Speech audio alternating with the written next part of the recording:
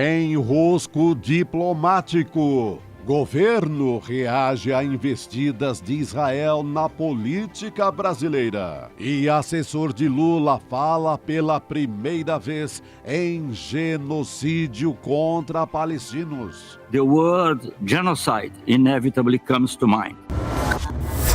Americanos anunciam pausa de 4 horas em bombardeios em Gaza, mas hospital infantil e ambulâncias são atacados.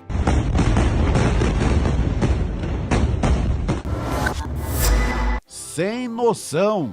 A bravata do candidato de extrema-direita na Argentina sobre Lula. ¿Unirías con Lula de jefe de Estado a jefe de Estado? No. O ICL Notícias, segunda edição, está no ar.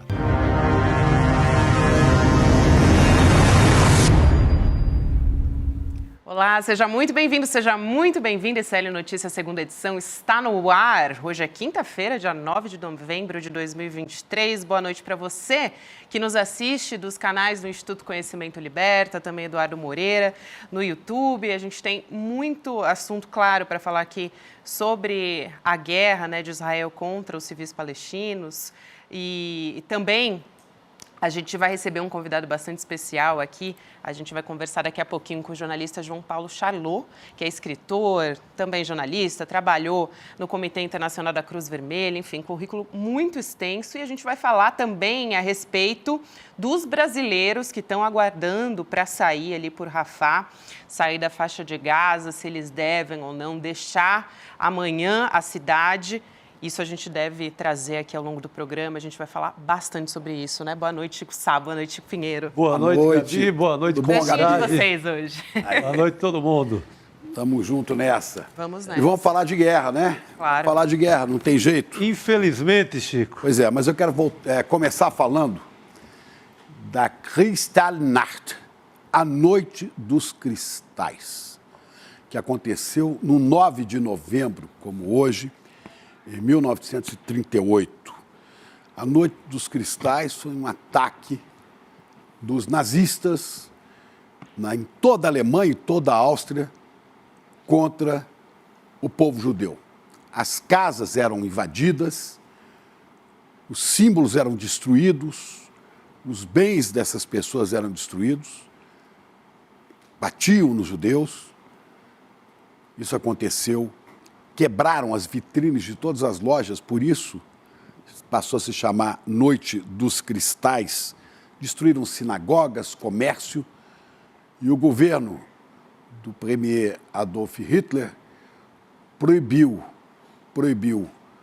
os bombeiros e a polícia de entrar em ação para defender os judeus. Alguns morreram nesse episódio, outros foram mandados para campos de concentração. Vários foram torturados. Eu quero lembrar, porque hoje nós estamos fazendo, a gente lembra 85 anos dessa noite trágica, Noite dos Cristais e Noite da Escuridão, que depois também muitas pessoas passaram a chamar esse tipo de ataque de pogrom.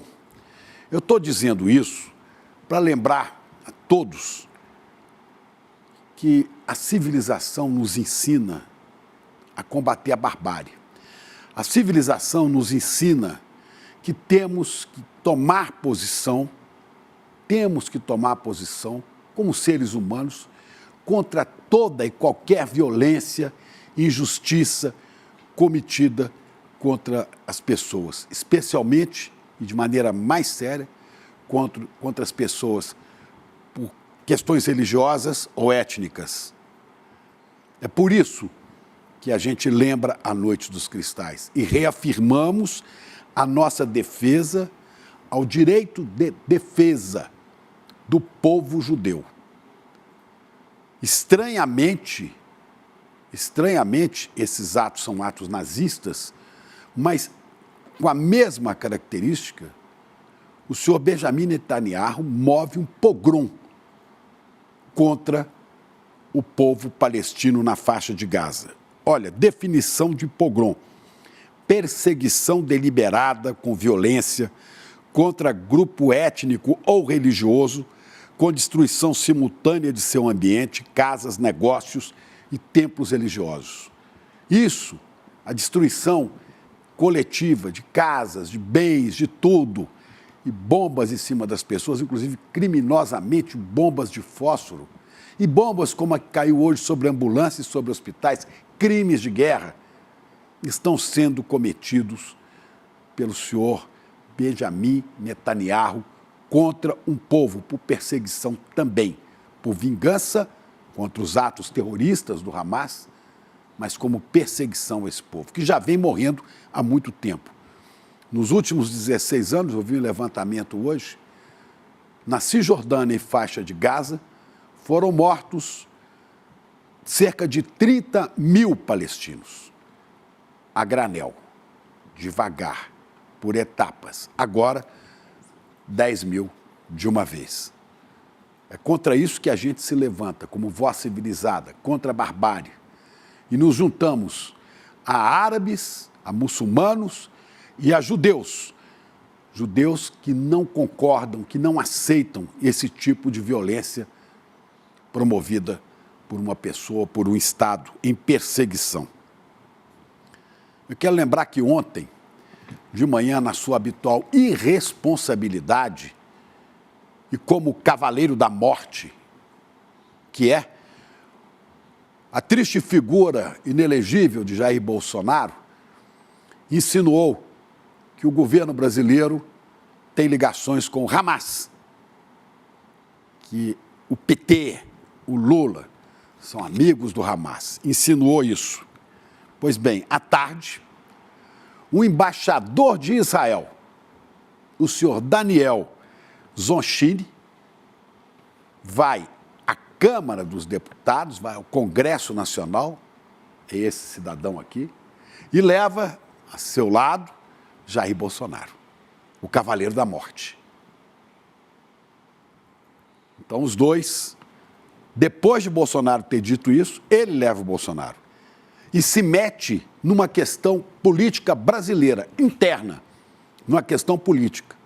Porque esse senhor Jair Bolsonaro está sendo investigado por atos criminosos durante a pandemia e por tentativa de golpe de Estado.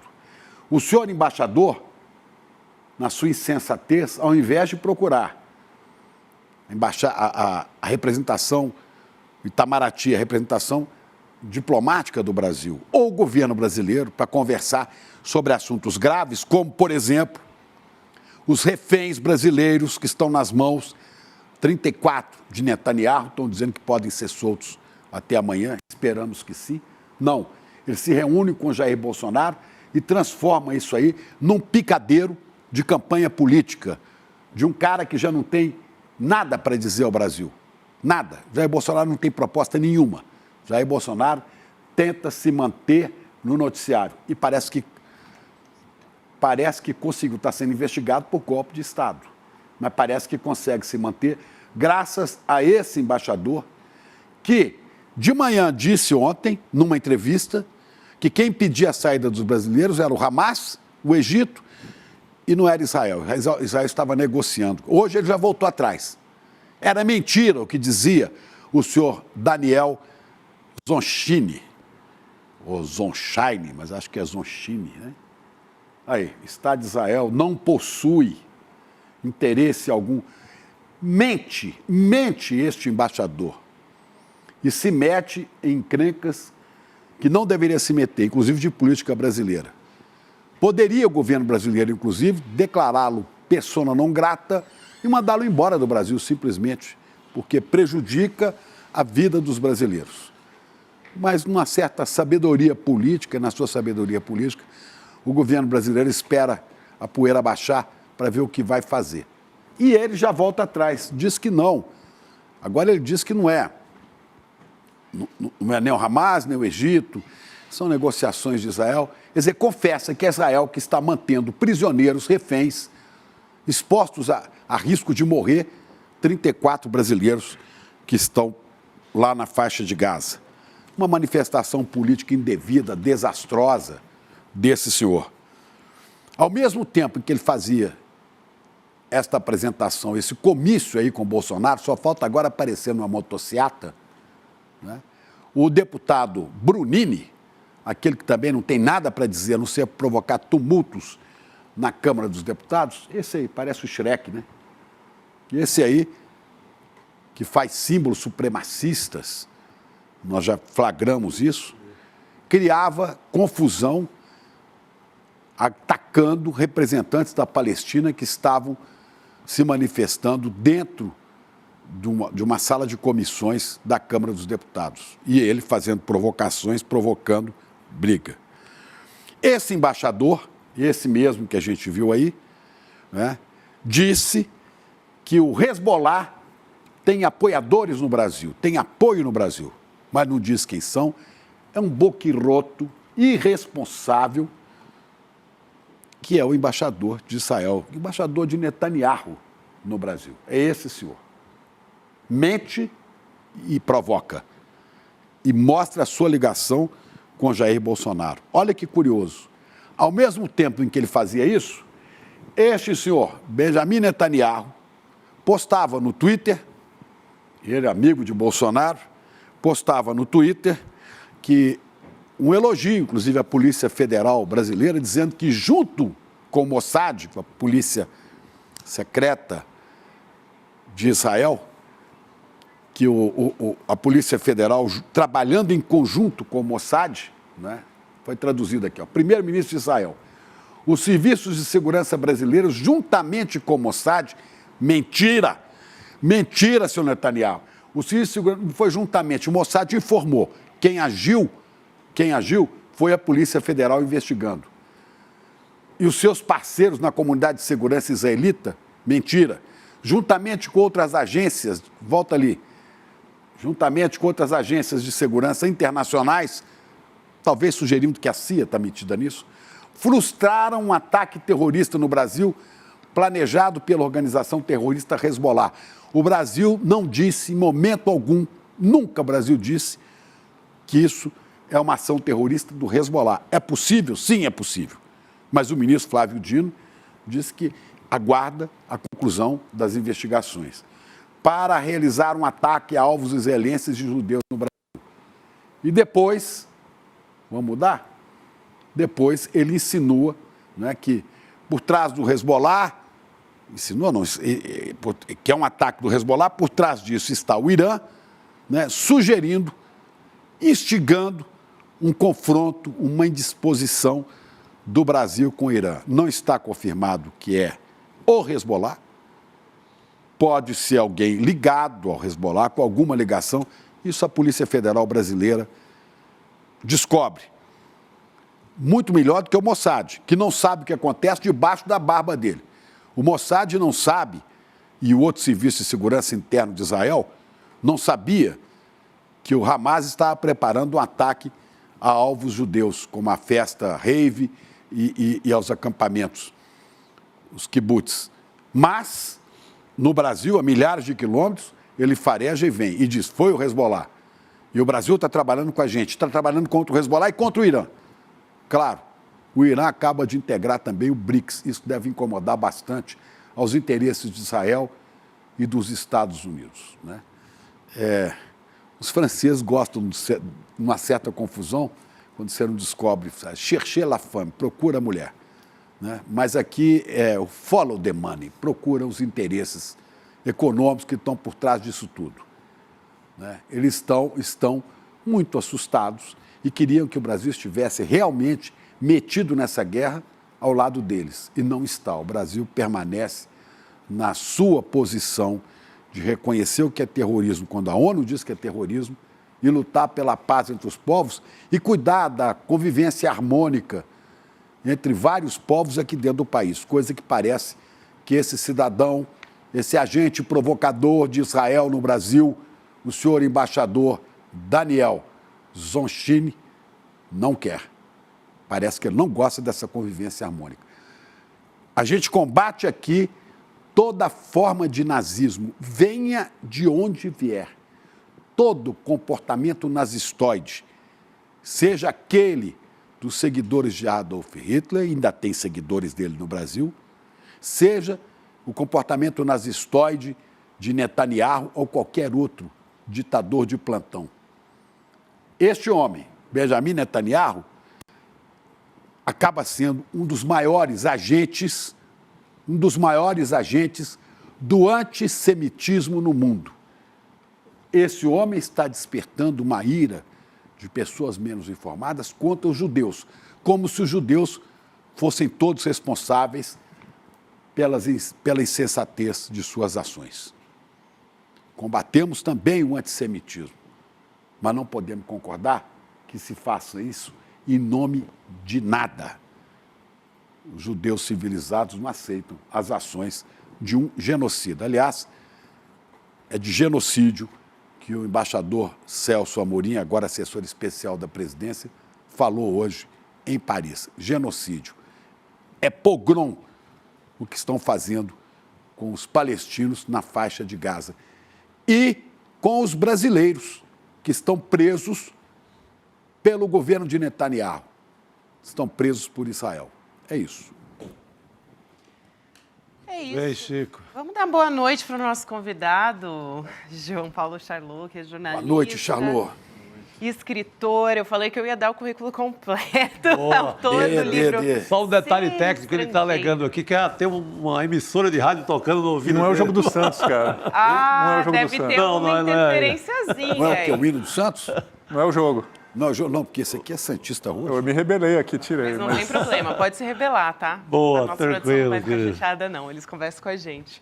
Autor do livro Ser Estrangeiro, Migração, Asilo e Refúgio ao longo da História. Como eu disse, trabalhou também no Comitê Internacional da Cruz Vermelha e está escrevendo uma série de textos também, né, Charlot, didáticos sobre direito de guerra para tentar ajudar a esclarecer tudo o que está acontecendo num momento tão sombrio como esse que a gente está testemunhando. Eu quero começar a conversa contigo já falando dessa notícia sobre o Egito ter reaberto a fronteira no posto de Rafah, né, mas não divulgou ainda a 7ª lista de estrangeiros autorizados a deixar o território. Os 34 brasileiros ainda estão aguardando na fronteira. A gente tem, inclusive, a informação de que pode ser que eles saiam amanhã. A gente está aguardando a confirmação oficial do Itamaraty. O G1 disse que equipes da Embaixada do Brasil no Egito viajam ainda hoje para Gaza para resgatar os brasileiros. Quero perguntar o que pode ter motivado, porque inclusive a extrema-direita, a gente está vendo aqui a movimentação, enquanto o programa começa, já tem uma movimentação aqui da extrema-direita, inclusive do ex-presidente Bolsonaro, querendo se apropriar dessa saída, né, desse evento diplomático, como se ele tivesse... Fui eu que liberei isso aí, tá ok? Exato, liberado e dialogado, né, para negociar essa saída dos brasileiros. Então, quero te ouvir a respeito disso. Bom, primeiro, boa noite para o Chico. Boa noite, Charlot. Chico com CH, Chico com X. Ó, Acho que tem dois problemas aí nesse assunto. Primeiro tem a ver com o Egito, segundo tem a ver com Israel, né? Então, geograficamente, Gaza é uma região que está com essa saída que dá para o Egito, mas ela tem uma situação geográfica e política de ocupação israelense. Não tem autonomia, soberania sobre o seu próprio território. Então, a gente tem ali dois atores que, na verdade, têm poder de autorizar ou desautorizar o que acontece. pode jogar o ponto para trás, se está autorizado aí pela... Está tocando rádio. Obrigado. Boa. Então, assim, teoricamente, a gente... Quem manda em Gaza é Israel. Israel é uma potência de ocupação, é o termo jurídico. Ela realmente, como ela tem controle sobre fronteiras físicas, sobre fronteira marítima, espaço aéreo, entrada e saída de tudo e de pessoas, inclusive, ela tem, dentro do direito, obrigações do que se chama potência de ocupação, inclusive obrigações de prover serviços básicos para a população que vive ali, porque não existe uma autonomia tal que permita que a própria população ou seu governo, caso quem foi eleito ali, que é o Hamas, execute essa função. Então, é uma potência de ocupação. Então, acho que os brasileiros que estão presos, eles têm esses dois problemas. A negociação com o Egito, porque as pessoas passariam para o lado do Egito, Sim. e a negociação com Israel, porque é a potência de ocupação. Do ponto de vista do Egito, eu acho que a preocupação é securitária.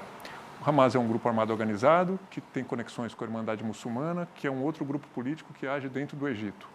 E o governo de turno no Egito, que não é um governo democrático dentro dos nossos padrões, é um governo com alta preocupação securitária, que quer evitar que, nessa passagem de pessoas para o Egito, pessoas do Hamas passem junto e passem a desestabilizar a política interna do Egito. Essa é a preocupação do ponto de vista do Egito. E do ponto de vista de Israel, a gente falava antes da preocupação também securitária, que seria de que membros do Hamas que estão sofrendo essa perseguição durante esse conflito se aproveitassem da passagem fronteiriça para sair de Gaza, para se evadir do conflito. Mas a gente começa a ver agora, com essas últimas notícias, que tem também aspectos políticos mais intrincados relacionados. O Brasil assume posições, a diplomacia brasileira assume posições frequentemente contrárias aos interesses de Israel. Eu localizei meio sem querer, tropecei num texto meu de 2014 na Folha, onde o Brasil chamava a atenção de Israel para a importância de que as ações militares fossem proporcionais e a diplomacia israelense reclamando disso. Então, as posições não são totalmente afinadas, nem quando o governo não é de extrema-direita. Tem posições de princípio em relação à forma de conduzir o conflito que opõem os dois países. Não de maneira frontal e reconciliável, mas são arestas. O Brasil não endossa. Essas coisas pesam, né? Então, eu acho que os diplomatas estão na região, conversei com algumas pessoas que têm um envolvimento até importante na questão, não desaprovam essa minha avaliação. É óbvio que os diplomatas não dizem é isso aí e tal, mas vai por aí, quer dizer, são negociações com o Egito e são negociações com Israel que tem que acontecer em paralelo e funcionar para que a saída aconteça. Só uma questão. No caso do Egito, já passaram por ali centenas de pessoas que foram liberadas. Mas outras tantas não. Outras tantas não. Não é só o Brasil. Mas o Brasil, 34, o número reduzido. O número reduzido está mantido ali. Quer dizer, não vai... Você pode passar 34, você pode passar um por um. E eles têm os nomes. Não vai passar nenhum terrorista ali. E eu tive informação de diplomata brasileiro na região de que o Egito não tem nenhum problema, até porque os brasileiros não permanecerão ali. Eles vão atravessar para entrar no avião e vir embora. Quem está retendo os brasileiros na faixa de Gaza é Israel. É Israel, né? E os retém como reféns. Como reféns. Refém é um termo que aí a gente começa a usar termos que têm implicação jurídica, né? Então é prisioneiro. Não, eu acho que a situação é essa que eu descrevi, uma potência de ocupação que exerce controle total. E junto com isso vem tudo. Entrada de remédio que não entra, uma violação de direito humanitário, a questão da saída de pessoas que são civis. Acho que é importante, talvez, nisso tudo, além da rusga particular que possa haver entre os governos de Israel e do Brasil, e eu concordo contigo, o problema é mais com Israel, que não tem um controle físico da fronteira ali com homens no local, mas vê as listas e opina sobre... Opina é mais do que opina, né? Mas, assim, eu acho que, em primeiro lugar, se a gente afasta um pouquinho o olhar e pensa na situação dos civis, seja qual for a nacionalidade, a gente vai encontrar aí mais uma violação. Quer dizer, seja quem for, essas pessoas que não conseguem sair por essa passagem com o Egito são pessoas que estão tendo o seu direito violado, basicamente porque são civis não estão envolvidos em conflito nenhum, não são combatentes, não tem nada a ver com a guerra, e, portanto, não podem ser penalizados de forma alguma. Isso já é uma violação. Eu não sei que Estão nome... sob risco, né? Estão correndo risco de vida. Charlot, eu não sei que nome você daria para isso, mas eu tenho 34 pessoas do meu país que estão retidas naquele território, sem água, sem comida, sem medicamentos, ameaçados, torturados psicologicamente por bombas que despencam, por ameaça de morte, que já perderam os seus bens todos, né, e que podem morrer a qualquer momento.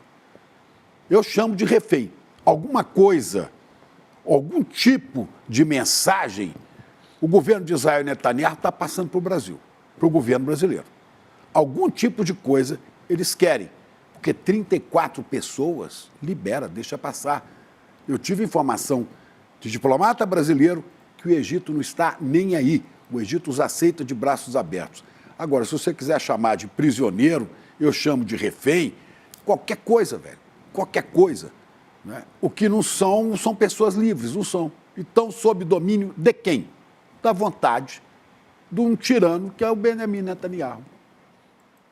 É uma forma de ver, eu acho que mais amplamente... Você tem algum nome para isso? Não? Estão retidos por uma autoridade que é uma potência de ocupação que está cometendo violações ao direito internacional humanitário. Comete crime de guerra. As violações, então, aí eu ia. Se as violações são graves, reiteradas, extensivas, enfim, se elas preenchem alguns critérios usados pelos tribunais que julgam esse tipo de coisa, podem ser chamadas de crimes de guerra. Embora a gente vulgarmente fale o tempo todo de crimes de guerra, porque são crimes que acontecem na guerra, mas também é um tipo jurídico. Então, assim, quando a gente entra a analisar, a gente, claro, tem as nossas percepções, são baseadas no que a gente sente, observa, né? Agora, tentar agregar um pouco de como é que funcionaria isso se um dia fosse levado a um tribunal, né? Então, quando você diz reféns, tem uma implicação, né? Extermínio, sequestro, tudo isso é um tipo penal. Para cada coisa tem um... A gente viu aí o julgamento do 8 de janeiro, né? É vandalismo, é golpe, é não sei o quê. Tipificado em várias... Então, assim, cada palavra tem um peso, né? Eu quero acreditar, talvez seja um pouco otimismo da minha parte, que é um problema que vai se resolver em curto tempo e essas 34 pessoas vão sair em breve. Porque, realmente, como você disse, não são pessoas de valor especial. Acontece se esses brasileiros forem atingidos por bomba e morrerem antes de sair? Olha, primeiro dizer que eu acho que, do ponto de vista estratégico, assim, nada indica, não é uma região que está sendo bombardeada. Nada indica, né? Que 10 mil palestinos sejam assassinados ali, como estão sendo civis. Não indica, né? Porque aí são regiões que estão sendo bombardeadas. Ser, né? Eu acho que Israel não vai bombardear a fronteira com o Egito e arriscar ter problema com um Estado. Mas, né? Bombardeou Khan Yunis, onde estão os brasileiros? Bombardeou do lado. Bombardeia, sabe onde bombardeia? O que eu tenho dito sobre Israel, sabe, escolhe, decide e o faz. E bombardear a ambulância, o que é isso? Então, respondendo à primeira pergunta, comandantes militares são graduados e pós-graduados em fazer isso que nós estamos vendo. Nada é feito de maneira supressiva ou descontrolada.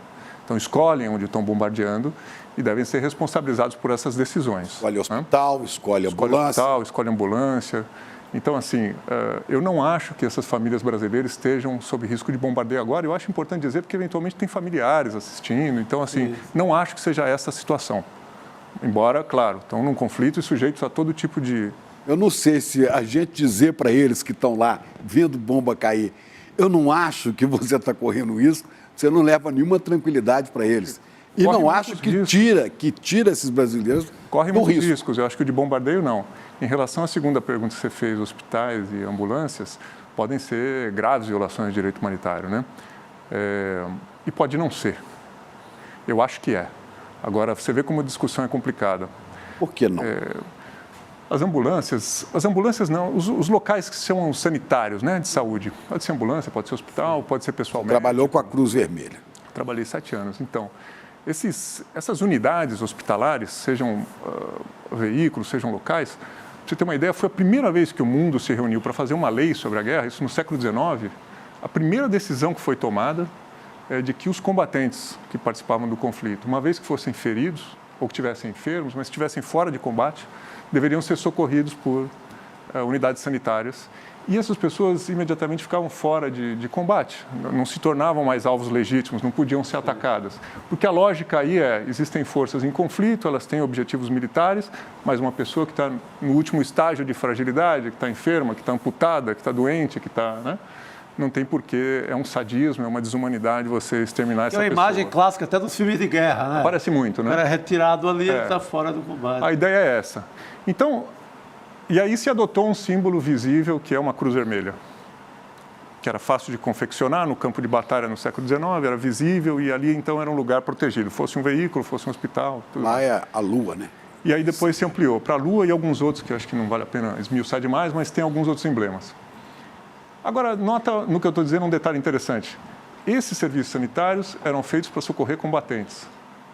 Então, o fato de que uma ambulância em Gaza esteja transportando um combatente do Hamas não é em si uma violação dessa regra.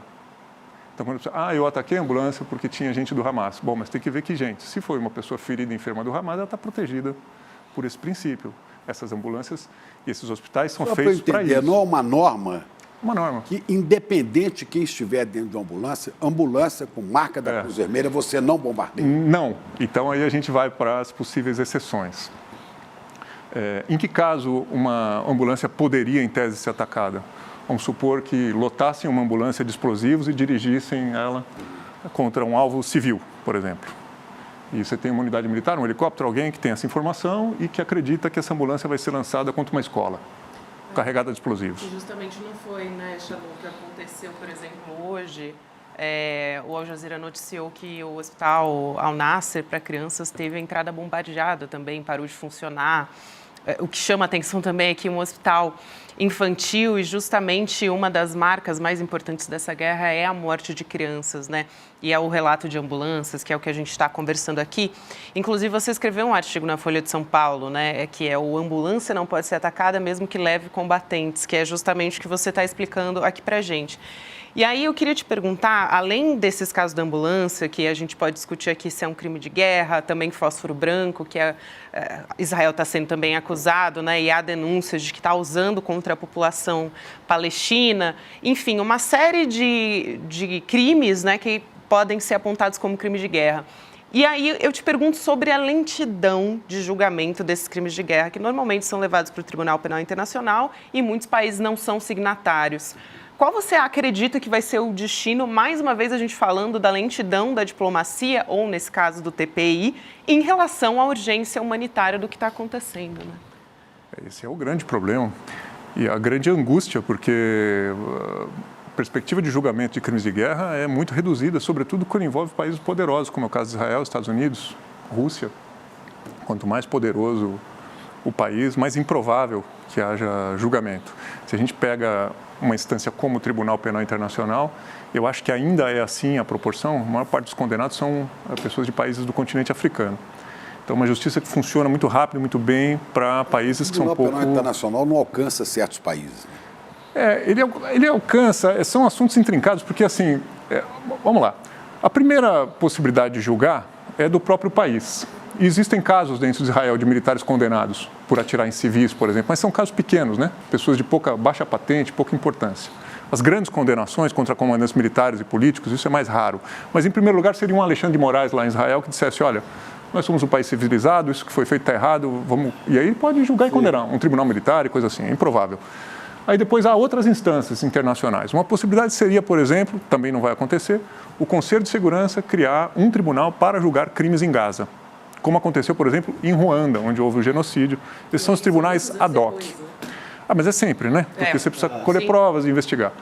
Um tribunal ad hoc, essa é outra possibilidade. Depende do Conselho de Segurança, a gente sabe que o Conselho de Segurança é travado. A outra possibilidade seria o Tribunal Penal Internacional, e aí eu entro no que você está dizendo. Em princípio, só os países que ratificaram um documento que se chama Estatuto de Roma é que aceitam a jurisdição desse tribunal. Israel não assinou, então não aceita. Então aí a gente vai para outros casos. Qual é? É que a Palestina, que embora não seja um Estado pleno para todos e tal, mas exerce funções de Estado em várias instâncias, e o Tribunal Penal Internacional é um deles, então a Palestina, enquanto Estado, ratificou e aceita a jurisdição do tribunal. Então aí a gente tem uma possibilidade de que crimes cometidos na Palestina sejam julgados pelo Tribunal Penal Internacional, mesmo que sejam cidadãos israelenses de um país que não ratificou. E existem outras possibilidades, por exemplo, um comandante militar ou uma autoridade política israelense viaja a um país que é signatário, por exemplo, o Brasil. Caso do Putin. Exato. E aí se decide capturar essa pessoa e trasladar ela para cumprir pena, porque existe uma condenação, precisa existir uma condenação, né? Existe uma condenação contra ela. Do Putin em Israel ainda não, mas tem uma investigação aberta já há algum tempo. Então, essas são as possibilidades. O Estado de Israel, né, nesse caso. Esse Tribunal Penal Internacional julga pessoas, não julga estados. Netanyahu, né? São pessoas. Netanyahu. Isso. Bom, aí se estabelece a cadeia de comando e vê de onde partiu, né? Pode ser ele, pode ser um monte de gente. Agora, e tem uma última coisa que pouca gente lembra, que é o caso do Pinochet em Londres, que não era Tribunal Penal Internacional, mas existe uma ideia de jurisdição universal, que é uma ideia segundo a qual alguns crimes são tão graves e atentam contra a ideia de humanidade... O juiz Garzón. O Baltasar Garzón, espanhol. Pois é, um espanhol. E ele estava em Londres. Como é que esse juiz alcançou em Londres? Então, ali existia tortura e morte de cidadãos espanhóis pela ditadura chilena. Mas ele trouxe também essa ideia de jurisdição universal. Significa que alguns crimes, por serem tão graves contra a humanidade, podem ser alvo de processo de qualquer pessoa em qualquer lugar do mundo, em qualquer tempo. Agora, claro, se obtém uma condenação, depois você vai para a fase de captura que é mais difícil. Mas o que acontece? Esses líderes políticos e militares vão tendo sua circulação restringida no mundo e ficam com uma condenação nas costas. É suficiente para fazer justiça a esses milhares de mortes? Óbvio que não, nenhuma vida se recupera. Mas é dessa forma que o direito avança. Se a gente pensar que até a Segunda Guerra as convenções sequer existiam, não existia Tribunal Penal Internacional, as pessoas faziam tapetes de bomba, jogaram bomba atômica em Hiroshima e Nagasaki, aplainaram Dresden, bombardearam Londres, tudo cidade civil, né? Bombas, tapetes de B-52. Pois é. Então eu acho que a gente evoluiu. É o suficiente? Não. Existe impunidade? Sim. Agora, o paralelo que eu sempre faço é o seguinte, não é porque as pessoas violam as leis de trânsito que a melhor ideia seja dizer, então vamos abolir a lei de trânsito. Existe lei, existe violação, existe guarda de trânsito, pega alguma coisa, outra não pega. Qual que seria a alternativa? Seria uma espécie de tribunal e de polícia mundial. Eu não acho uma boa ideia. Uma polícia mundial que fosse atrás de quem a justiça mundial considera culpado. Aí a justiça mundial será a justiça dos mais poderosos. Eu acho que a gente ia repetir o problema de outra forma. O que você julga que chegaria mais perto de crime de guerra cometido por Israel até agora? Acho que o principal é a morte de civis. Isso é o mais evidente, é a coisa mais importante. Quer dizer, quantidade de pessoas que não têm envolvimento nenhum com o conflito, que não pediram para nascer ali, que não pediram para estar ali e que não têm para onde ir. Estão ali, são bombardeadas. Estão ali restritos àquele território por muros, né? Exato. Esse é o crime mais grave. Essas são as pessoas mais importantes no conflito. São os civis, mulheres, crianças, idosos, homens que não participam do conflito, pessoas que não pegam em armas, que não estão interessadas no que está acontecendo. Pessoas como nós, não estão engajadas no conflito. Não promoveram a guerra. Essa é a grande maioria. É que a gente fala bastante dos beligerantes, do Hamas, do Exército de Israel. Mas são pessoas normais que estão sendo bombardeadas, estão sendo privadas de acesso a hospital e ambulância, remédio. Você imagina toda sorte de coisa que acontece sem eletricidade, sem comunicação, sem água. Tudo isso não é para acontecer, é óbvio que tudo isso está além do...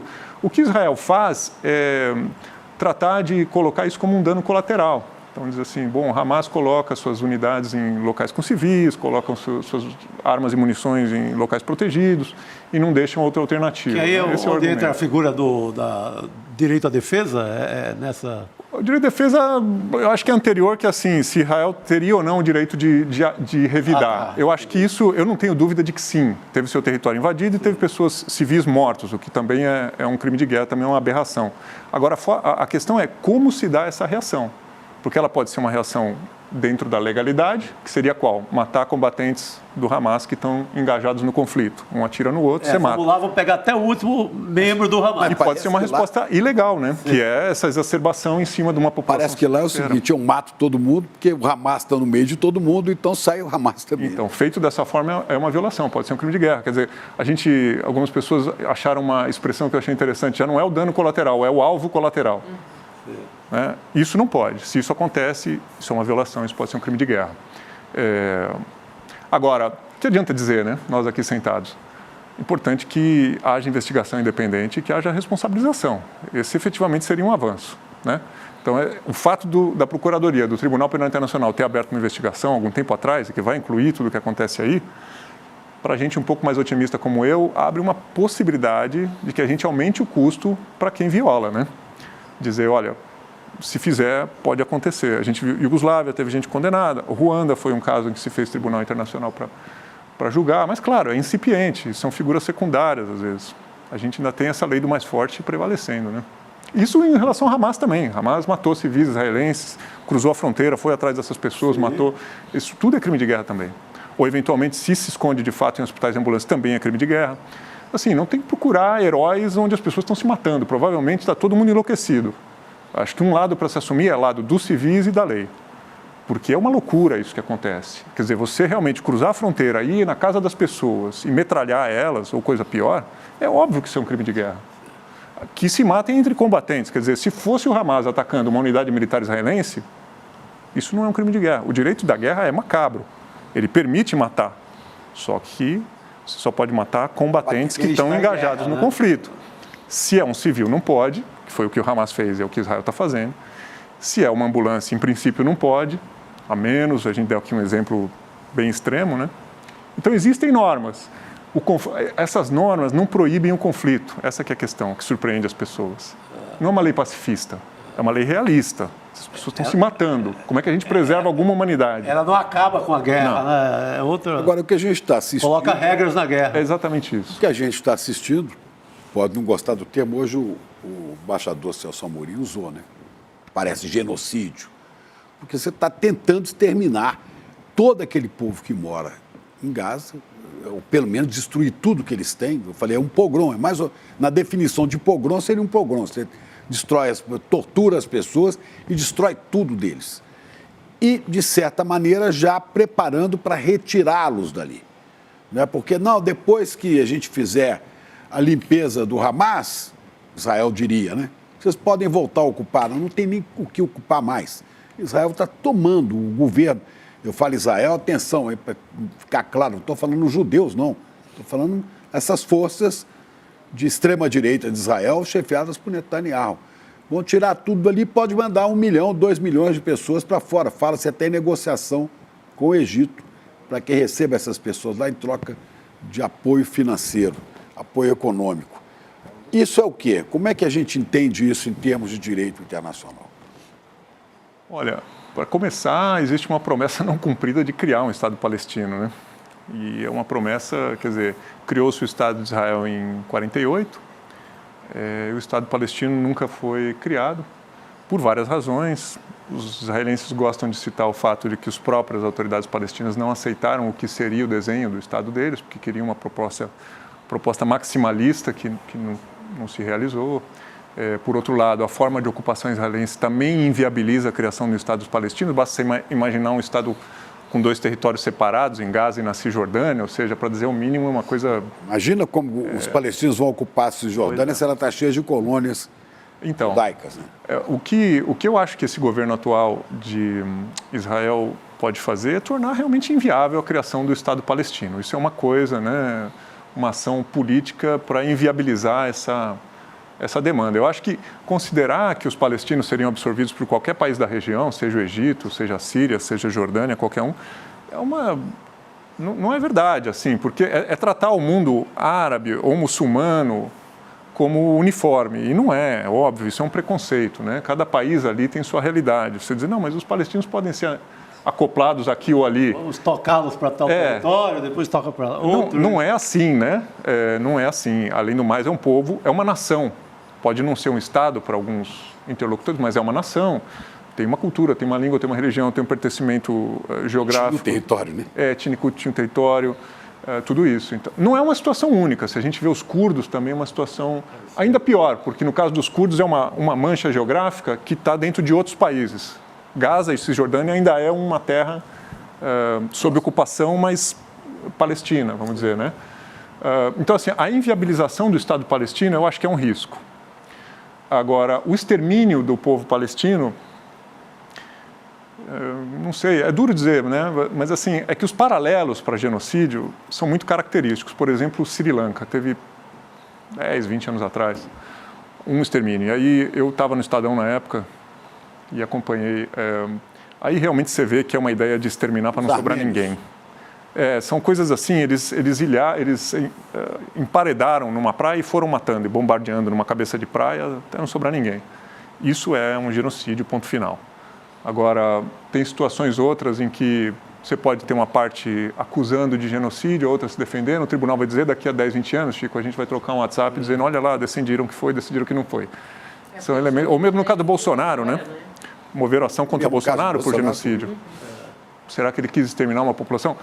Eu acho que essas são novas tentativas de trabalhar com o conceito do genocídio, mais contemporâneas, que certamente são mais elásticas do que eram quando o termo foi criado. Sim. Porque era realmente, eu lembro, quando eu trabalhei na Cruz Vermelha... Organizar um povo, né? Não, e tinha, assim, inseminação forçada de mulheres para mudar a demografia.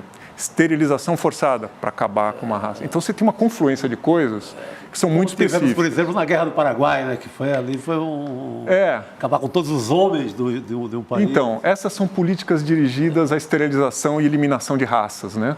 Aqui, eu não sei, eu não sou advogado, né? Não tenho que ficar dizendo, genocídio não é, mas assim, aqui eu vejo outras coisas. Eu vejo bombardeio indiscriminado da população civil, deslocamento forçado de populações, a inviabilização da criação do Estado palestino. São outros elementos que são mais característicos. Se estivesse falando do Sri Lanka, eu diria, puta, aqui é um genocídio sem tirar nem pôr. O caso do Bolsonaro, por exemplo, eu sempre tenho muitos amigos, tenho amigos, inclusive, que moveram o processo. Eu digo, ou Venezuela, se diz. O Chaves tem acusação por genocídio. O caso Bolsonaro talvez coubesse a questão dos Yanomamis. Né? Então, essa é a questão. Assim, meio, eu não queria ter que dizer isso, né? Porque é um pouco me esconder num lugar seguro. Um tribunal dirá, né? É isso, quer dizer, pessoas que trabalham com isso vão dizer foi ou não foi. A gente pode ter nas nossas opiniões, né? Agora, eu não quero que com dizer eu não sei se foi um genocídio, dizer que é menos grave, porque a gente está falando de ataque a crianças, hospital, destruição dessa magnitude, entendeu? E aquela marcha em retirada, né, permanente. Deslocamento forçado de populações. Porque aí é um uso malandro da lei da guerra, você vê só.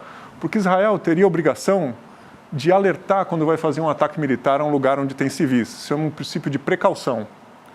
Assim, então, vamos dizer, a gente está falando aqui um pouco de caso hipotético misturado com a realidade, né? Porque a gente não tem todas as informações. Mas vamos pegar um exemplo extremo, irreal. Israel localizou que todo o arsenal do Hamas está num lugar. Então ele considera aquele alvo militar definitivo para acabar com a guerra, para vencer a guerra. Ele considera que ele tem que atacar aquilo ali. Então ele deveria fazer, e tem civis, ele deveria fazer um alerta, dizer, olha, vai ser feito um bombardeio, precaução e tal. São casos ultra específicos que não estão acontecendo. Agora, eu acho que Israel está subvertendo esse conceito e falando, eu vou atacar aqui e ataca, eu vou atacar aqui e ataca, eu vou atacar, e vai movendo a população. Sim. E aí incorre num crime que é o deslocamento forçado de população. Então, assim, não é que são coisas feitas no susto, são coisas feitas para encontrar as brechas da lei. Quando o Netanyahu fala, a gente encontra isso. Ele usa o Netanyahu, por exemplo, está comparando esses bombardeios israelenses em Gaza ao que a Europa fez na Segunda Guerra. Ele é muito hábil nisso.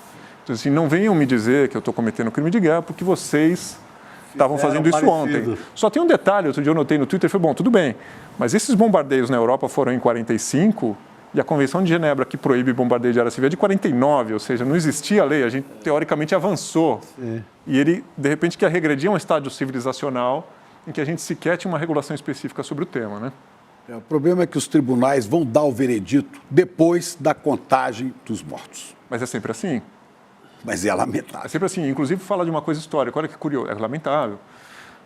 A gente não tinha uma convenção sobre prisioneiros de guerra até 49. Imagina a quantidade de prisioneiros de guerra na Segunda Guerra Mundial. Não existia uma convenção sobre eles. A gente não tinha uma convenção sobre civis até 49. Normalmente, no direito, as leis chegam com atraso. Por quê? Porque elas são feitas sobre situações reais que aconteceram. Então, elas não conseguem remediar o que já passou. A esperança, Chico, é que elas pelo menos sirvam para a gente não repetir o mesmo crime. Agora, se não existe responsabilização, obviamente muita gente com razão vai se perguntar, então para quê? Eu digo, a gente já não está no mesmo lugar, é alguma coisa, mas não é suficiente. Esse direito trabalha com o conceito de insuficiência e de injustiça. Isso é importante, porque a coisa legal nem sempre é justa. E a gente como jornalista que se dispõe a falar a verdade, tem que dizer, não é justo. A gente tem que se indignar, né? Não é justo. E a gente precisa avançar muito nessa direção. Agora, eu sou do time que diz, esse direito é importante, ele tem que ser discutido, tem que ser apresentado, tem que ser respeitado. Ele não é suficiente, ele não é perfeito, mas esse é o caminho, é o único caminho para avançar. Porque achar que não vai mais ter guerra, já se achou e se errou. Porque em 45, Nações Unidas foram criadas dizendo a guerra está proibida, salvo, e aí fez 2 exceções. Todas as guerras do mundo estão nessas 2 exceções. Então, assim, tem desejos que são irreais. E tem outros que são realistas e, portanto, insuficientes. É nesse terreno que o direito da guerra está. João Paulo Chalot, muito obrigada, querido. Seja sempre bem-vindo aqui. Obrigado pelo convite. Você voltar com obrigado a todos vocês. Muito obrigada. Prazer. Meu querido. A gente vai assistir agora um vídeo da Shahed Albana, que é aquela jovem de 18 anos, uma das brasileiras que está na faixa de Gaza. Vamos ver. Então, eu fiquei sabendo de que eles mantenham as notícias de que quando eles postam os nomes numa lista e postam ali. Aí fica todos os nomes com a nacionalidade que eles postam.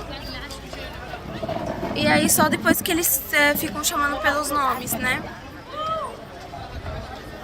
Aí são as listas que eles postam. Igualzinhas às listas que a gente recebe pelo celular, né? Mas eles postam aqui. É mais um vídeo da Shahed, né, que é uma das jovens que está justamente entre esses mais de 30 brasileiros esperando no sul da faixa de Gaza para passar ali pela fronteira com o Egito. A gente espera que amanhã, né, Chico Sá? Tomara que finalmente... Mas é boa essa imagem que mostra como é que funciona na prática ali, né? Uhum. Tem um listão na parede, você vai lá e vê se o nome tá ou não tá, e passa ou não passa. Isso que eu falava, Chico. 34 pessoas, dá para o cara olhar um por um quem é. O controle é mais fácil, é bem fácil, né, Chico? 34, é um comboiozinho de nada, com um avião esperando na outra ponta. Está óbvio que não querem. Não querem que os brasileiros cruzem a fronteira. Como não querem que os civis palestinos se livrem das bombas, né? Sim. Olha só, a Márcia Cunha, nossa diretora, acabou de mandar uma mensagem de que o chanceler Eli Cohen, o ministro de Israel, portanto, afirmou não ter sido possível cumprir a garantia dada por ele de que os brasileiros sairiam ontem, portanto, dia 8 de novembro, né? Vocês lembram que a gente chegou a falar disso, né? Sim. Aqui também o senador Jacques Wagner chegou também a ventilar essa informação, mas isso não aconteceu, segundo ele, por fechamentos inesperados na fronteira. Não tinha fechado ainda. Ele disse, ele assegurou a Mauro Vieira, né, ao nosso ministro, que brasileiros e familiares estarão na lista de estrangeiros autorizados a cruzar a fronteira amanhã. Então, gente, realmente tudo indica que eles vão sair amanhã. Mais um dia que a gente fica, uma informação da rede social do Ministério das Relações Exteriores, então, do nosso Itamaraty. A gente espera realmente que isso aconteça. A gente não tinha tido nenhuma informação via Itamaraty. Tinha o líder do governo no Senado, mas não tinha uma como essa. Autoridade brasileira, né, do governo federal. Espero que seja para valer. Que é uma longa agonia, né? Meu Deus do céu. É isso. Vamos chamar a Elô Vilela aqui para falar justamente sobre isso, gente, porque a informação é importantíssima. Estou aqui aberto agora o tweet Itamaraty Brasil, dizendo, né, que o Cohen justamente não tinha permitido antes por conta desses fechamentos inesperados na fronteira e que amanhã os brasileiros devem sair. Vamos ver, Elô, boa noite para você. A gente espera que sim, né? Boa noite, pessoal. Pois é, a gente espera que sim. Elô. Agora, gato escaldado, né? A gente sabe que só pode dar essa notícia na hora que eles puserem o pezinho do lado de lá, do lado do Egito, a caminho do avião brasileiro para voltarem aqui para o Brasil. Então, a gente está na torcida, obviamente, tem muita gente no Brasil na torcida, mas a gente só vai ter certeza mesmo quando eles atravessarem, porque até o nome pode estar lá amanhã de manhã, mas tudo pode acontecer nessas situações, né? A situação é super tensa, super complicada, e a gente vai esperar eles cruzarem a fronteira para comemorar pelo menos essa vitória, né? Já que as derrotas se multiplicam lá na faixa de Gaza. Justamente. É uma pequena celebração nossa, né, do Brasil, mas o horror continua, né? Sai em 34, o horror continua para todos os palestinos, para todos os civis. Sem dúvida, e número que deve continuar aumentando, está aumentando a cada minuto, né, que a gente conversa aqui, esses números estão aumentando. Elô, eu queria falar também sobre a história do Flávio Dino, né, nosso ministro, respondendo a Benjamin Netanyahu, porque ontem a Polícia Federal prendeu 2 brasileiros, a gente falou sobre isso aqui, por um suposto planejamento de atentado terrorista. E aí, os 2 são de origem libanesa, segundo o que foi divulgado na imprensa, e eles seriam ligados ao grupo xiita Hezbollah. Hoje, o ministro da Justiça, Flávio Dino, ele reagiu na rede social, no Twitter. Vamos ver o que ele disse? A gente tem aqui um trecho destacado. Os mandados cumpridos ontem sobre possível caso de terrorismo derivaram de decisões do Poder Judiciário do Brasil.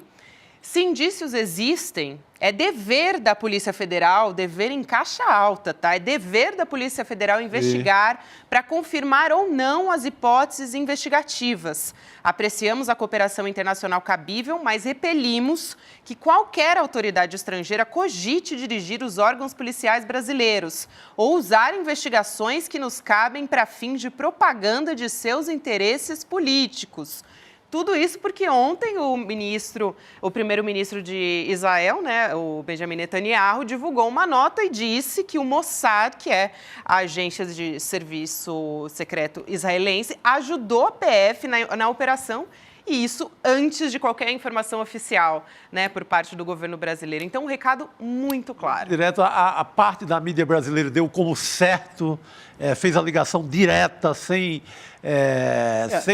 aplicar sequer o suposto terrorista. Eu não vi em nenhum momento, nenhuma autoridade brasileira, nem Polícia Federal, nem Ministro da Justiça, ninguém no Brasil dizer que são terroristas do Hezbollah. Sim, autoridades não. O que a gente ouviu, né, foi que a Polícia Federal prendeu 2 caras suspeitos de terrorismo e que poderiam ter ligação com o Hezbollah.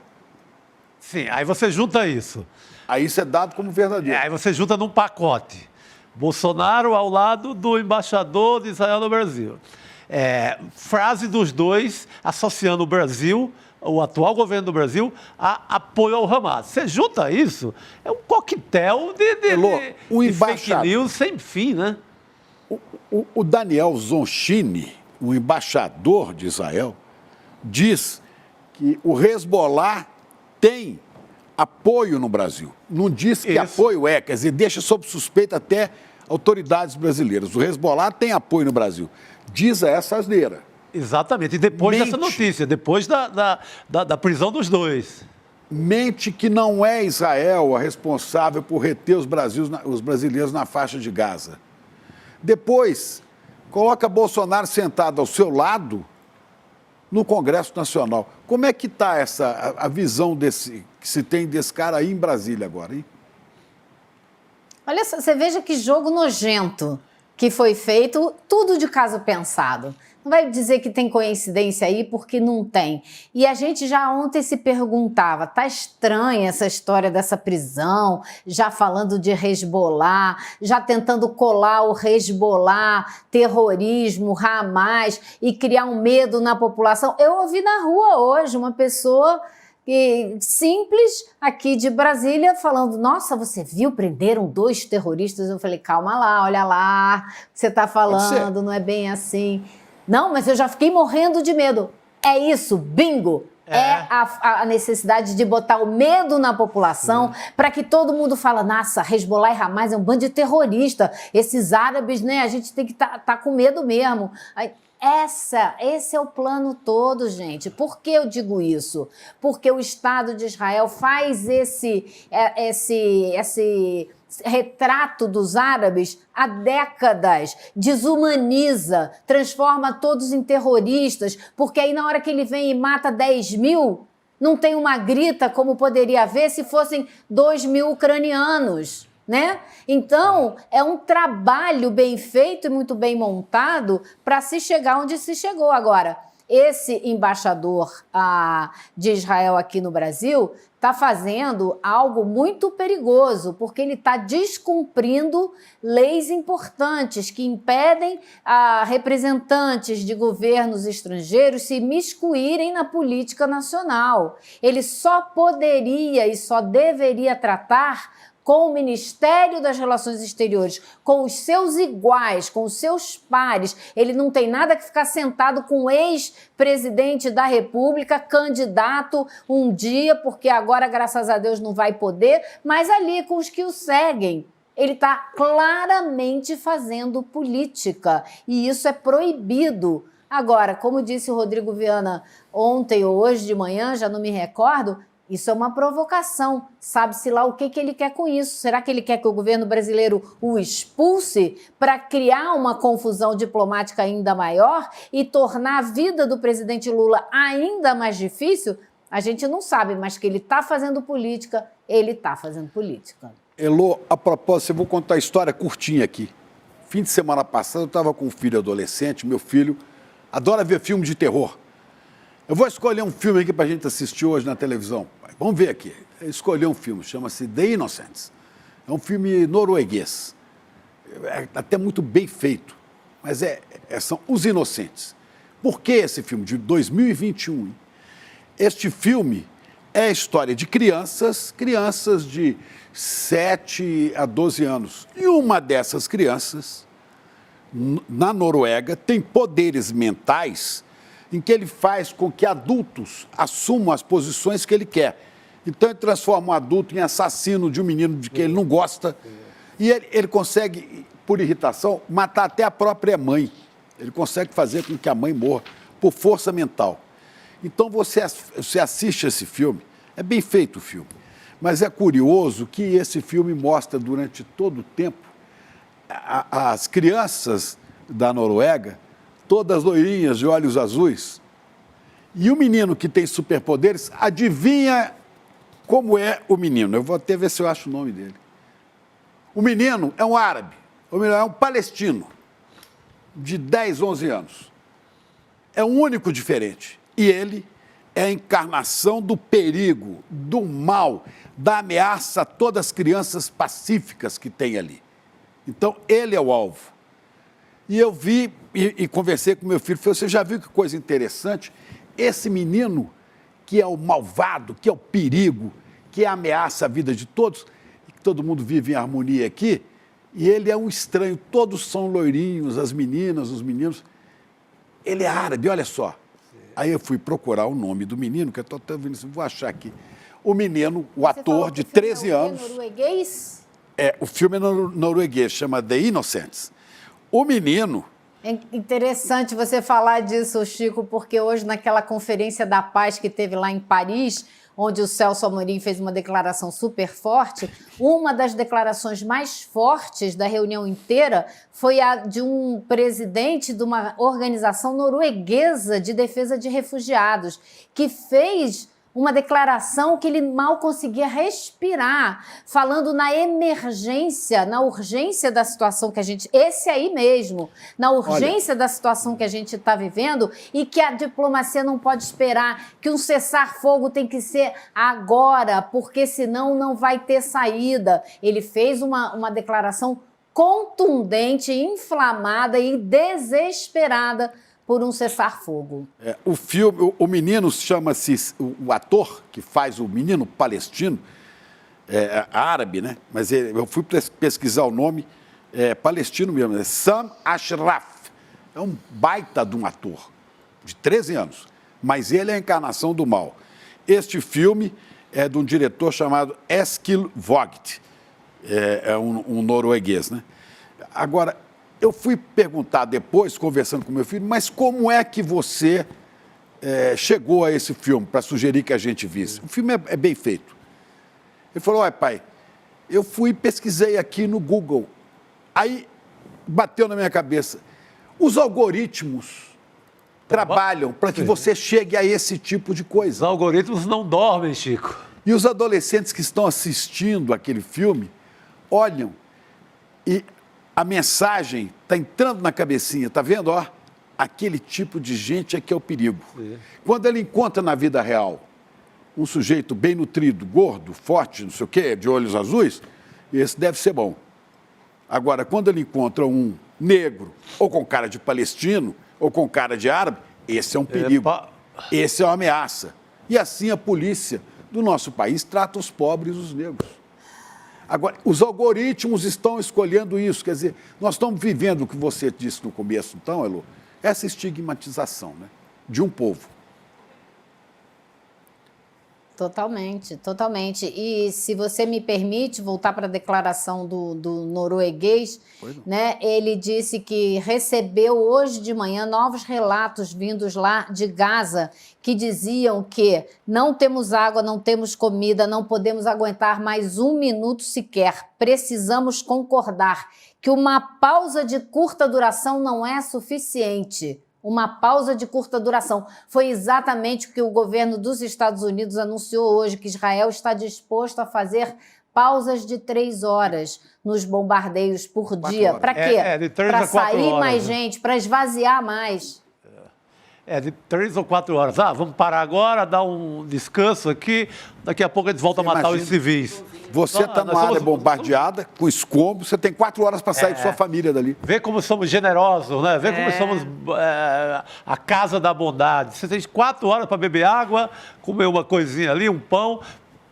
4 horas depois começa tudo de novo. E você tem que sair, né? Falando dessa realidade, né, Elô, hoje você fez uma entrevista com familiares de moradores lá de Gaza, um rapaz que é brasileiro, filho de palestinos, que tem a família dele e da mulher dele também lá em Gaza, enfrentando, enfim, tudo isso que a gente está conversando, né? O medo da morte, o bombardeio, as dificuldades por falta de comida, água, não tem para onde ir, enfim. E também abrigando outras famílias dentro de suas casas, né? Porque é um povo muito hospitaleiro, como relatou Elô aqui pra gente quando esteve na Cisjordânia. Conta pra gente como é que foi, Elô. Primeiro, na verdade, tem um vídeo, né? Vamos colocar o vídeo primeiro e aí depois a gente passa pra Elô. Okay. A última conversa que a minha esposa conseguiu com a irmã dela foi que, isso já faz 2 conversas, a gente está vivo. É a única coisa que eles conseguem dizer, a gente está vivo, a gente está vivo. Mas já não tem, o alimento está muito escasso, né? Já estão as 2 semanas bebendo água contaminada. Graças a Deus a minha família lá tinha uma determinada condição, né? Eles eram a maioria fazendeiros, então eles têm alguma coisa de alimento que está perdurando por enquanto, mas já está bem difícil. Mas a minha família, a parte de pai, fica em Deir el-Belah, que é a cidade que é mais próxima da faixa da cidade de Gaza, né? Ela Pois é, tá no sul, né, de acordo com a divisão feita, né? Então, eles lá têm...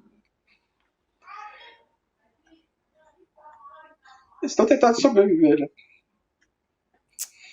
Mas graças a Deus, né? A última eu tenho um primo lá com quem eu converso mais e ele tá sempre mandando mensagem quando consegue, né? Mensagem por texto, né? Porque a gente não consegue conversar conversar áudio, né? A não ser mensagem que a gente mande, né? E de tempos em tempos a gente consegue conversar, né? A gente sabe que tá difícil lá.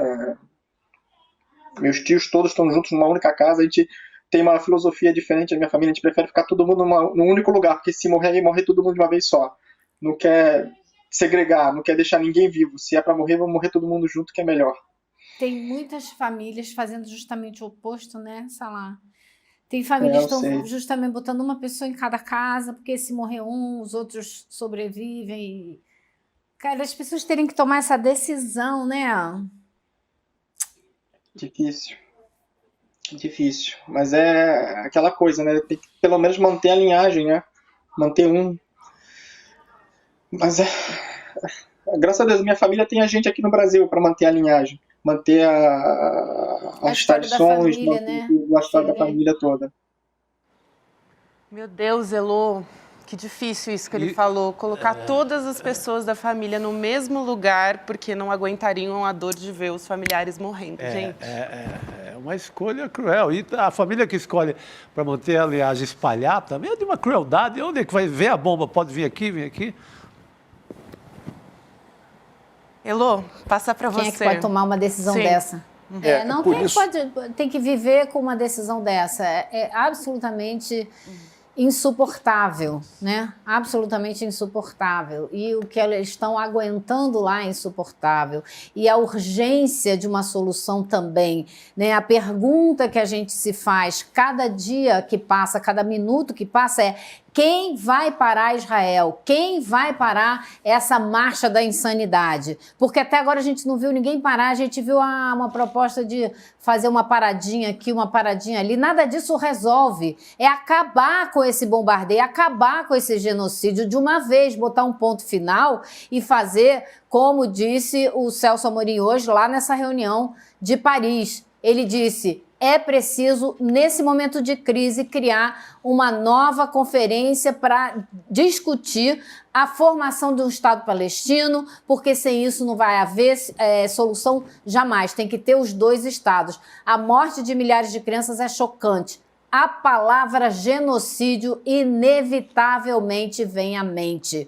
Foi uma frase muito forte, muito corajosa e que vem já, eu acho, de um desgaste cada vez maior da diplomacia brasileira, de olhar para o que está acontecendo ali e não ver como resolver, e não ver os atores principais do mundo que poderiam ajudar a resolver, não resolverem nada. Estados Unidos, França, Alemanha, Grã-Bretanha estão realmente devendo ao mundo uma posição clara para acabar com esse genocídio. Elô, e eu estava vendo aqui, por acaso, eu nem entro muito no chat, estava vendo o chat aqui, algumas críticas, pelo tom que eu estava usando até na entrevista. A questão é o seguinte: a gente está envolvido com isso, com a informação. E somos humanos, a gente sente o drama das pessoas. Eu sinto o drama desses brasileiros. Você ainda mais do que eu, porque você esteve lá e viu como é bruta a luta desse povo nesse momento. Então a gente fica indignado. Eu acho muito bom você ter falado, Chico, que a gente é jornalista, mas que a gente é ser humano. Qualquer pessoa no planeta Terra hoje tem que estar tão revoltado, tão angustiado, tão triste e tão, assim, sedento de uma solução como nós estamos, porque não é uma questão de ser jornalista, de ser de direita, de ser de esquerda, de ser de uma religião ou de outra. É impossível a gente olhar um genocídio e achar que tudo bem por um motivo ou por outro. Isso não pode acontecer, ponto. E esperar depois o que pode ser resultado de um julgamento. Ora, eu, como cidadão, como ser humano, né, que busco ser civilizado, né, não é questão de querer. Eu não consigo não me indignar. E como jornalista, se o meu discurso, se o meu relato para o meu leitor, para o meu ouvinte, para o telespectador, não for um relato de indignação, eu estou falseando o que eu sou. É impossível assistir impassível a isso que a gente está vendo. Nós estamos assistindo, talvez pela primeira vez na história, que a gente está com as imagens ao vivo 24 horas. Eu vejo muito Al Jazeera, que está com câmeras lá dentro de Gaza. A gente está assistindo, não pode ser genocídio, chamem do nome que for, a gente está assistindo o massacre de um povo indefeso, de crianças, de mulheres, de homens essa imagem, pacíficos, Chico. a céu aberto. Olha essa imagem que está na tela aí agora, sabe? Olha isso. É como se a gente O assistisse... que você vai dizer disso? É como se a gente assistisse... E essa marcha é diária, todo dia, né? Essa leva... Eu estaria igualmente Forçada a indignado correr.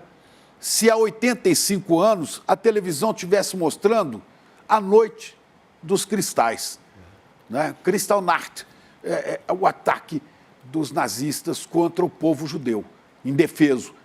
Quer dizer, isso me provoca indignação, porque eu faço parte da humanidade. É insuportável. E não tem o que dizer. Eu não tenho como dourar essa pílula, sabe? Não tem. Eu não tenho como ter um discurso civilizado e manso. Não consigo. Sinto muito. Não consigo. E falando justamente desses ataques que estão acontecendo diariamente, que a gente está presenciando minuto a minuto, e a gente vê essas imagens, a gente fica estarrecido, indignado. Teve uma mesquita hoje no sul de Gaza, onde os brasileiros aguardam o resgate, que foi atacada pelo exército de Israel. Quer dizer, eles correm risco a qualquer momento disso acontecer. A gente tem esse vídeo já separado, gente, para a gente poder colocar aqui? Olha aí, explodiu já. Aí. Exato. E em Jenin... É uma explosão horrorosa.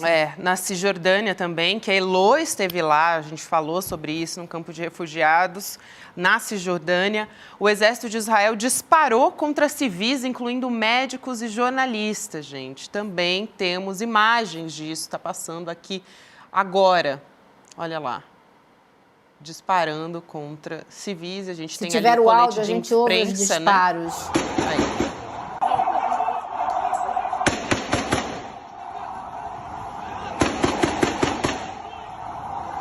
E a imprensa está identificada, né? Não dá nem para dizer que, assim como a imprensa, assim como as pessoas que estão lá para fazer ajuda humanitária, todas essas pessoas estão identificadas, mas não querem saber, né, Lu? Isso é na Cisjordânia, isso não é na faixa de Gaza. 14 mortos no campo de refugiados de Jenin. Onde não está o Hamas, né? Onde não está o Hamas. Sim. Então não há desculpa para isso. Como é o nome disso? Não me importa qual seja o nome. Ah, não, isso não é genocídio. Seja o que você quiser chamar disso. Isso é uma violência contra mim, contra você, contra o ser humano. Isso é inadmissível. Cada um que está tomando um tiro ali, né, pode ser um pai cujo filho vai ficar órfão. Filho, cadê papai? Morreu lá. Pode ser um filho que a mãe vai dizer, meu filho saiu e não volta. E a gente vai ter um julgamento disso tudo daqui a 20, 30 anos. E talvez seja. E talvez não. Não é? Em Nova York, inclusive, não, falando... as arbitrariedades Diga, se Elô, multiplicam, né? Porque tem gente, a polícia de Israel está indo de casa em casa em Jerusalém, em casas de muçulmanos, pegando as pessoas e levando preso por causa de postagens na internet. Isso é algo que os palestinos já tinham me relatado na Cisjordânia, me pediam para pagar todas as mensagens que a gente trocava, porque eles morrem de medo que o que eles colocam na internet seja motivo para prisão. Realmente inacreditável. É inacreditável. E a gente tem assistido a protestos em Nova York, estudantes também, secundaristas foram para as ruas para pedir cessar-fogo imediato. A gente está vendo aí as imagens. É bom, é importante que as pessoas, né, vão realmente para as ruas. Foram, inclusive, amigos seus, né, Lô, que mandaram. É o recurso que tem, né? Povo na rua para forçar as autoridades, os governos a tomarem... Porque a por justiça exemplo, é lenta. A comunidade europeia, né? Quem sabe, com manifestações sem limite lá, comece a haver algum discurso mais sensível. Mas eu não tenho esperança. Não, fica difícil, né? Você ter Espera-se que na diplomacia, na ONU, nada resolve, nada... Nada... Não, nenhuma resposta aquela conversa suficiente. toda, né, em Paris, num lugar lindo, maravilhoso, cheio de candelabro, 400 crianças morrendo todo dia, não dá. Essa marcha aí em Nova York é de secundaristas, mas foi um dia de protesto, foi um dia de walkout, como eles dizem. É um dia de sair da escola, de sair do trabalho, para protestar e pedir o cessar-fogo. Teve mais de 100 assessores parlamentares do Congresso dos Estados Unidos que ocuparam as escadarias do Congresso também para pedir um cessar-fogo. Se os chefes deles, que são os deputados, não pedem, os funcionários do Congresso foram lá pedir. Não deixaram por menos, não. É isso, Elô. Obrigada por hoje, querida. Até amanhã. Bom descanso para você. Boa noite, Elô. Até amanhã, pessoal. Boa noite, paz. Boa noite. A gente vai falar também, voltar a falar, na verdade, né, sobre o embaixador de Israel no Brasil, o Daniel Zonshine. Além de palpitar sobre a ação da PF para prender os suspeitos, chicos, de terrorismo, né, ligados ao terrorismo, depois foi o que se disse do Hezbollah, do grupo xiita Hezbollah. Ele participou de um encontro ontem na Câmara com Bolsonaro. A gente falou também sobre isso hoje de manhã, ontem. Ele foi mostrar vídeos do Hamas e aí essa história não pegou muito bem para ele, porque a Daniela Lima, jornalista da Globo News, disse, né, que diplomatas e auxiliares do presidente Lula definiram essas ações do Zonshine como uma rota absolutamente equivocada. É o mínimo, né? Essa ordem no governo... Foram educados até, né? Foram, Chico. Essa ordem no governo é de não responder com o fígado emocionalmente, mas é difícil, né? Vamos combinar que é difícil. Porque, imagina também, se vem uma expulsão dele ontem ou hoje, você ainda com reféns lá dentro... E outra, a diplomacia trabalha com outro tempo, né? Outra, não é a nossa opinião. Outro tempo e outra linguagem, né? Outra linguagem. Não é a nossa opinião aqui que eu quero resolver a guerra agora. Eu não aguento mais. Por exemplo, a diplomacia não pode entrar na minha retórica, é outra parada. Chico, eu não poderia ser diplomata, de jeito nenhum. Sim. Porque você tem que ter a fala mansa, você não pode demonstrar o que você está sentindo, você tem que ser... Exatamente. Um bom diplomata é aquele cara que consegue ouvir um insulto. Olha, gente, bombardeio ao vivo acontecendo. Olha lá as imagens. E responder com uma gentileza. Eu não consigo ver isso, sabe? E eu disse aqui no começo, né, que por trás disso tudo há interesses econômicos pesadíssimos. Não é? Isso agora, com o clamor internacional contra o massacre dos palestinos, né, isso coloca em risco a reeleição de Biden. Isso fortalece a candidatura de Trump. Se o Trump ganhar, piora, fica pior ainda. Agora, há um candidato correndo por fora. É um independente, é o Robert Kennedy Jr. Olha o que ele disse aqui, está reproduzido no blog do Noblar, do Ricardo Noblar, olha só. Palavras de Robert Kennedy Jr., candidato independente à presidência dos Estados Unidos. Filho do senador Bob Kennedy. Israel é nossa fortaleza. É quase como ter um porta-aviões no Oriente Médio. Porta-aviões dos Estados Unidos. Se Israel desaparecer, os BRICS vão controlar 90% do petróleo do mundo. Isto seria uma catástrofe para os nossos interesses, para os interesses dos Estados Unidos.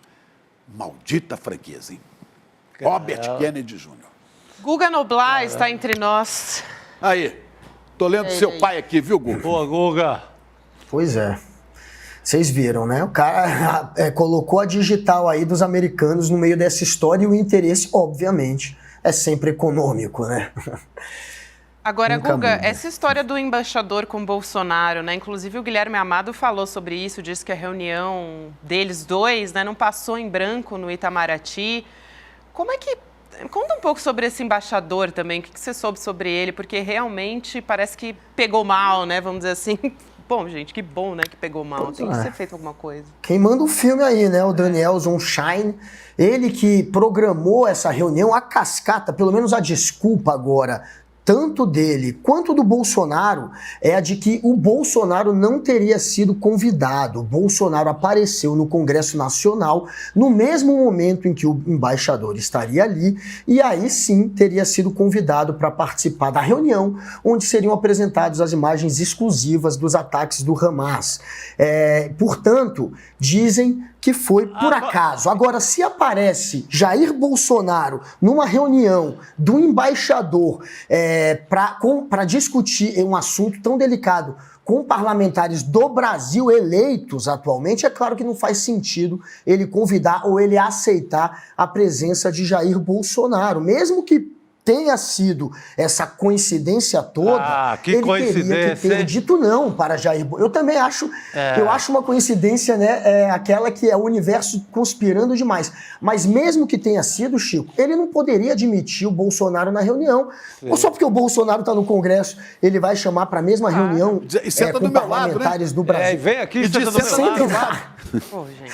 Aí não dá, Acho que tinha até plaquinha lá na frente. Pá, que a casa é esse? Gente, e o convite pessoal é intransferível, né? Pelo amor de Olha, Deus. hoje o meu amigo Guedinho, Otávio Guedes, na Globo News, ele andou conversando com várias lideranças da comunidade israelense para descobrir, afinal, quem é esse embaixador. E surpresa, o Zonshine ou Zonshine, seja lá o que for, né, esse aí disse que ele não foi escolhido embaixador pelo Netanyahu, que foi anterior ao Netanyahu, que ele foi escolhido para ser embaixador. Né? E que o que ele estaria fazendo agora seria um jogo com Bolsonaro para cair nas graças de Netanyahu, para dizer assim, tá vendo como é que eu ajo bem lá no Brasil? Trato bem o seu amigo. Querendo agradar para repercutir. Isso é uma coisa que o Guedinho levantou, né? Ele pode estar querendo, com esse gesto, agradar o Netanyahu, hein? Faz sentido, faz sentido. Ele assumiu a embaixada aqui, né, de Israel aqui no Brasil em agosto de 2021. E ele, é claro, que é um diplomata de carreira de Israel, que, portanto, chegou ali por conta da carreira dele e por ligações com algumas pessoas do governo, também do Benjamin Netanyahu. Ele é ligado, sim, também. Ele faz parte do governo do Benjamin Netanyahu. E faz sentido ele estar tentando agradar o Netanyahu, porque o Netanyahu é um aliado, sim, do Jair Bolsonaro. A gente sabe que as extremas-direitas se uniram. O Jair Bolsonaro era alguém bem submisso até às narrativas de Israel, então é claro que o Jair Bolsonaro caiu na graça do Bibi, do Benjamin Netanyahu. Faz todo sentido aí essa observação do Guedinho, pode ser, sim, uma maneira de politicamente demonstrar pro Bibi que ele está ali, às vezes, para agradar também os interesses políticos do Netanyahu. Eu creio que ele se tornou embaixador, foi cuidar de uma embaixada, não indicado pelo Netanyahu, mas por um governo anterior. Sim. E depois veio dar na Embaixada do Brasil.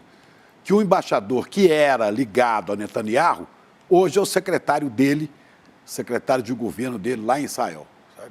Esse era o grande... E consequência desse encontro, né, a máquina da fake news bolsonarista está pregando assim para as redes que foi o Bolsonaro tentando faturar em cima da reunião de ontem, que é o Bolsonaro responsável por tirar os 34 brasileiros da faixa de Gaza. Então, eles vão jogar essa cascata, Guga, como digitais. você gosta de falar, foi o Bolsonaro.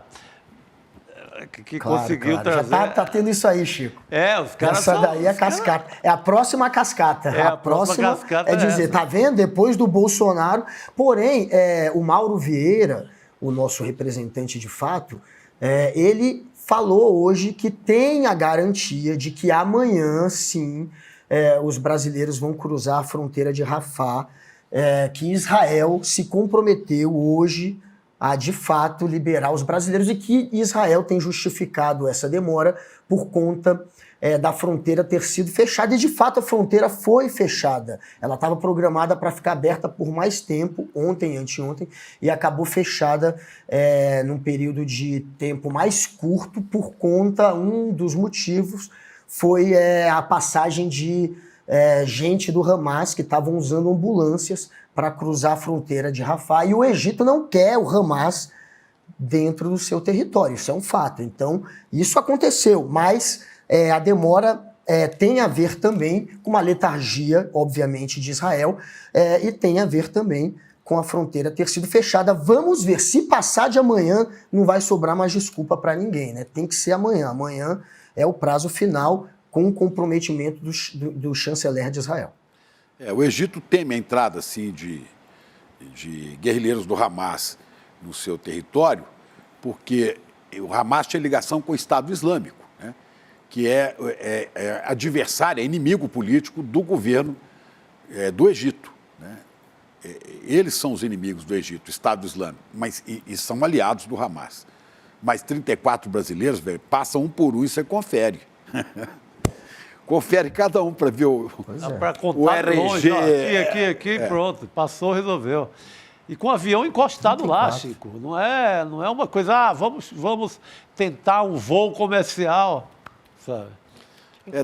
Inclusive, parece que aqui já está repercutindo bastante isso, está nos trending topics aqui do Twitter, as pessoas falando Lula vai resgatar os brasileiros e tudo mais. Então, nas redes sociais está bombando bastante essa história. Porque virou uma guerra, de quem... Olha, tem um Twitter, agora é X, né? É o X. Não sei nem como é que Hoje se eu chama. ouvi alguém falar Twitter.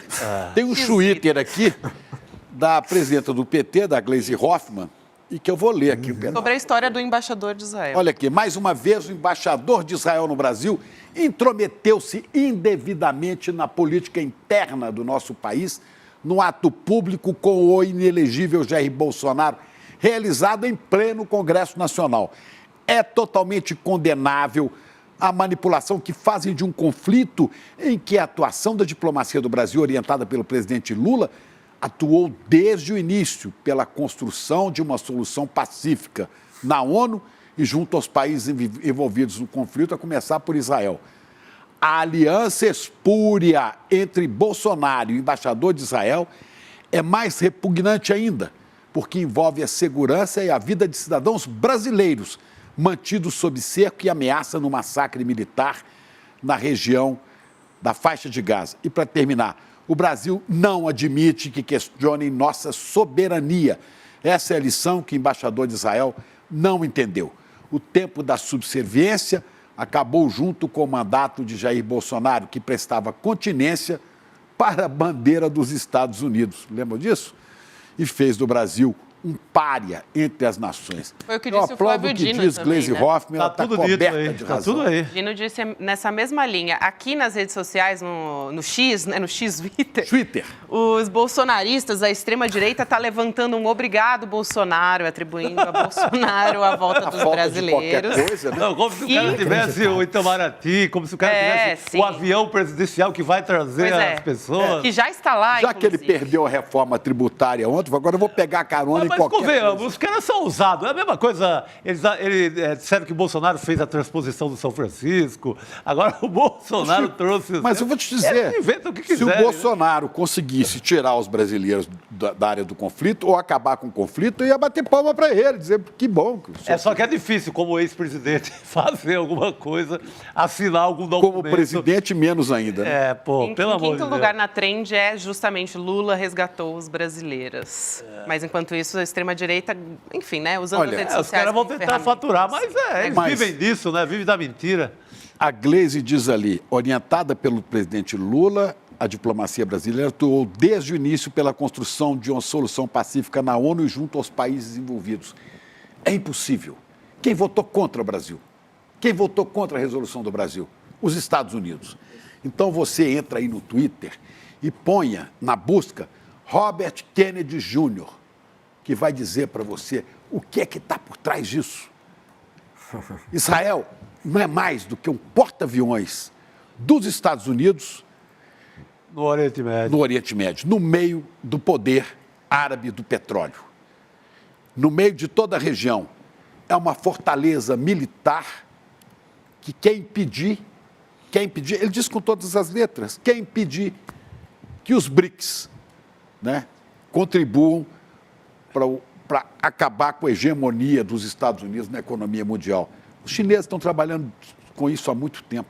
Exatamente. Então você ter Brasil, Rússia, Índia, China, África do Sul e agora mais uma dezena de países, inclusive o Irã, né, obriga os Estados Unidos a agirem, a contribuir com uma guerra, com um massacre, como você está vendo aí. Guga, querido, muito obrigada. Um beijo, até amanhã. Boa noite, galera. Boa noite. Até amanhã. Obrigado, Guga. Até amanhã, querido. A gente vai chamar aqui para você, claro, que está nos assistindo, para um convite bastante especial e para todos nós aqui do ICL, que é o primeiro filme original do ICL. A gente vai, para comemorar, organizar um debate ao vivo, aberto, com trechos, inclusive, desse novo documentário, que é o De Quanta Terra Precisa o Homem, que você está vendo aí na sua tela, que conta justamente a história do MST, essa verdade que as elites fazem questão de esconder. Esse encontro vai contar também com a participação do João Pedro Stedley, diretor nacional do MST, com a Laura Sabino, youtuber, militante do MST, e com o nosso Eduardo Moreira, para mediar essa conversa. Então, anota aí, dia 12 de novembro, às 8 horas da noite. Dia 12 de novembro, que vai ser no domingo. Então, não perde, garante seu lugar em icl.com.br/N2. E agora você fica com o Sinapse ICL, com a Roberta Garcia, César Calejão, e nós vamos embora. E vamos embora. Olha, hoje tem Daniel Munduruku, hein, gente? A gente continua na paz. Que não caia nenhuma Vamos tentar, sempre. Vamos nessa. Pois é, chegou a hora do primeiro grande lançamento do ICL na área de filmes e documentários. Você está preparado para assistir um filme que vai te tocar profundamente e revelar uma verdade que todo mundo tenta esconder? No dia 12 de novembro, um domingo, às 8 horas da noite, no horário de Brasília, a gente vai apresentar para vocês trechos do documentário De Quanta Terra Precisa o Homem e também fazer um debate incrível sobre essa, que é uma das questões mais importantes para o Brasil, a questão da terra.